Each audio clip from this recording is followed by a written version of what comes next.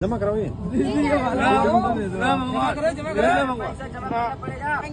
दो मैं सिक्के को नोट में कन्वर्ट करके दे रही हूँ, जल्दी लाओ लाओ। अब तो अभी तो बैठे थे, आपको तो पैसे की कोई मोह माया नहीं थी, अब आपको मोह माया आ गई। जल्दी आप तो वहाँ से उठ के मोह माया आ गई। महाकुंभ अजूबा है। महाकुंभ दिव्य भव्य कुंभ की लोग बात कर रहे हैं और यहाँ पे तमाम अलग अलग तरह के तमाम साधु संत यहाँ पर पहुँचे हैं और तमाम नागा साधुओं के तो हमने देखा ही है, लेकिन कुछ ऐसे भी साधु संत हैं जिनकी कठोर तपस्या को देखकर आपके भी दांतों तले उंगली दबा के बोलेंगे। और कुछ ऐसे ही एक बाबा है जो हम लोग देख रहे हैं, जो कांटों की सैया पर लेटे हुए हैं। आपने भीष्म पितामह का नाम तो सुना ही होगा, लेकिन वो तीरों की सैया पर लेटे हुए थे। लेकिन यहाँ पर एक बाबा है जो कि कांटों की सैया पर लेटे हुए हैं और नियंत्रण कांटों की सैया पर लेटे हुए हैं और आशीर्वाद दे रहे हैं। लोग आशीर्वाद उनसे ले रहे हैं। फिलहाल आप भी देख पाएंगे कि तमाम जो श्रद्धालु लोग हैं वो लोग यहाँ पर आ रहे हैं और इनसे आशीर्वाद ले रहे हैं। आइए इनके बारे में जानने का प्रयास करते हैं और समझने का प्रयास करते हैं कि आखिरकार बाबा कब से ये कांटों की सैया पर लेटे हुए हैं और वो क्या तप है उनको। तो या आप इस तरह से तो उनसे पूछा जाता है बाबा जी से कि आप कांटों की सैया पे क्यों लेटे हुए हैं और कितने दिनों से लेटे हुए हैं। तो बाबा जी कहते हैं कि मैं गुरु जी का ये हूँ, गुरु जी का भक्त हूँ और मेरे गुरु जी का नाम शंकर जी है और मेरा नाम रमेश है। और बाबा अपने गुरु का सेवा किया करते थे और बाबा जी से ही पूछते हैं।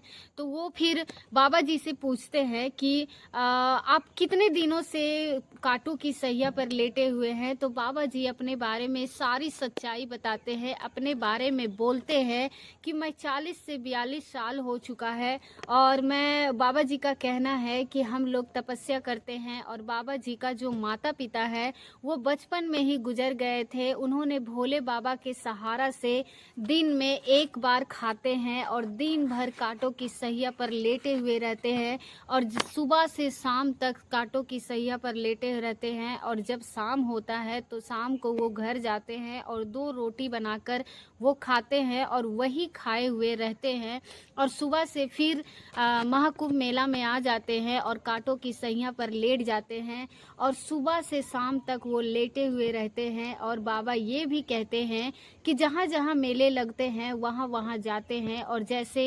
इलाहाबाद हो, हरिद्वार हो, उज्जैन हो, नासिक हो, यहाँ जहाँ भी लगते हैं ये 4 जगह मेला लगता है वहाँ पर जाते हैं। और बाबा जी का कहना था कि बाबा जी बिहार के हैं, लेकिन वो फिलहाल के लिए कुछ सालों से यही प्रयागराज में रहते हैं और जहाँ जहाँ मेला लगता है वहाँ जाकर कांटों की सैया पर लेटे रहते हैं। और बाबा जी का कहना ये भी है कि कांटों की सैया चुभते हैं लेकिन वो दर्द को बर्दाश्त करते हैं और उनका ये चमत्कार है, वो बाबा जी का सहारा है, गुरु जी का सहारा है उनका और उन्हीं की महिमा है। और वो अपने शंकर जी का पूजा करते हैं और उनका आशीर्वाद से ही, उन्हीं की वजह से कांटों की सैया पर वो लेटे रहते हैं और उनको कुछ नहीं होता है और उनकी महिमा है जो अपार है। और बाबा कहते हैं कि जब तक जिएंगे तब तक कांटों की सैया पर ही लेटे रहेंगे। और बाबा जी की उम्र लगभग 64 साल के आसपास है और वो 40 से 42 साल से, यानी कि उनकी एज 18 से 20 साल के लगभग से ही जब था तभी से वो कांटों की सैया पर लेटते हुए आए हैं और उनका इस दुनिया में कोई नहीं है। बाबा जी ने अभी तक शादी भी नहीं किए हैं तो इस वजह से उनके ना कोई बच्चे हैं।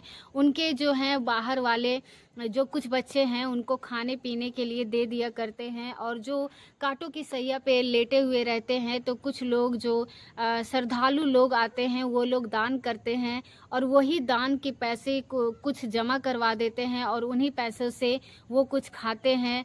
और आप पिछले कुछ दिन पहले एक वीडियो देखे होंगे यही कांटों वाले, ये जो बाबा हैं, बाबा जी के बारे में, कि एक लड़की है जो बहुत तेजी के साथ वायरल होता है कि एक लड़की है जो बाबा जी के साथ बहुत बदतमीजी करते हैं और बहुत रूडली उनके साथ बिहेव करते हैं और बाबा जी से कहते हैं कि आप मुझे सिक्के दे दीजिए, मैं उनके बदले आपको पैसे नोट में कन्वर्ट कर दूंगी, और ये जो पैसा है आप मुझे दे दीजिए, मैं भंडारा करवाऊंगी। इस तरह की कुछ अपमान करते हैं। वो लड़की जो है वो बाबा जी का बहुत अपमान करते हैं और बहुत बदतमीजी के साथ वो लड़की बाबा जी से बात करते हैं, और बाबा जी बहुत गिड़गिड़ा रहे होते हैं। आपने वीडियो देखी होगी, बहुत गिड़गिड़ा रहे होते हैं कि ऐसा मत कहो, ऐसा मत बोलो, ये जो पैसा है मेरे बच्चों के लिए है, मैं अपने बच्चों के ले जाकर दूंगा जो मुझे खाने पीने के लिए देता है।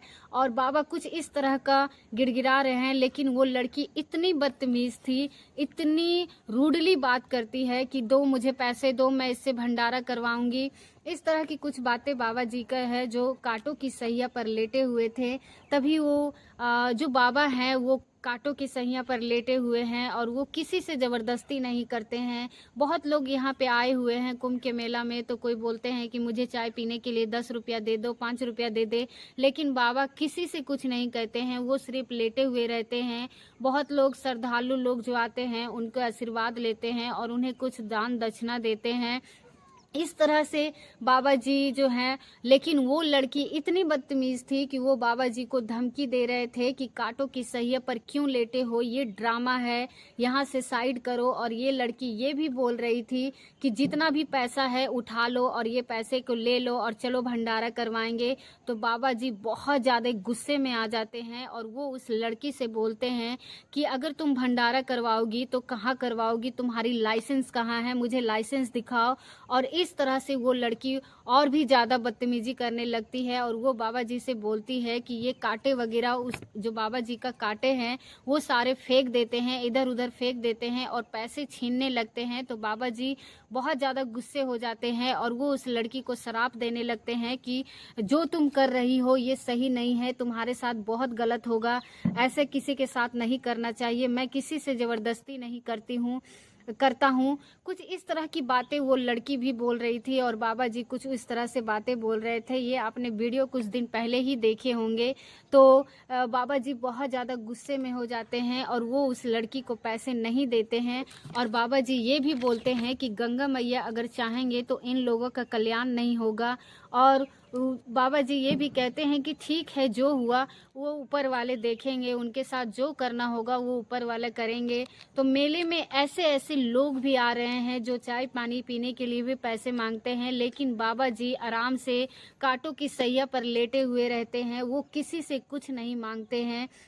और वो हमेशा, वो चाहे उनके अंदर कितना भी दर्द होता है, वो अपने दर्द को सहते हुए कांटों की सैया पर लेटे हुए रहते हैं, और ये उनका योग्य है और ये हट योग्य है। बाबा जी उस लड़की से बहुत ज़्यादा नाराज़ हो जाते हैं और बाबा जी कहते हैं कि हम उसको सज़ा नहीं देंगे, उसको सज़ा ऊपर वाला देगा।